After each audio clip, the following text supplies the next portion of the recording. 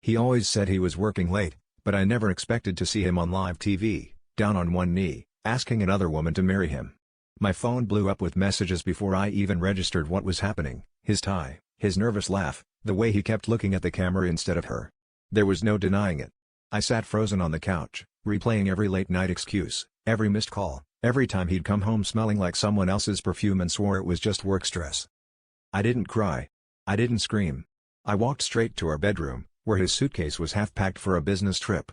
There was a single plane ticket on the dresser, not to the city he said, but to the same city where the TV show was filming.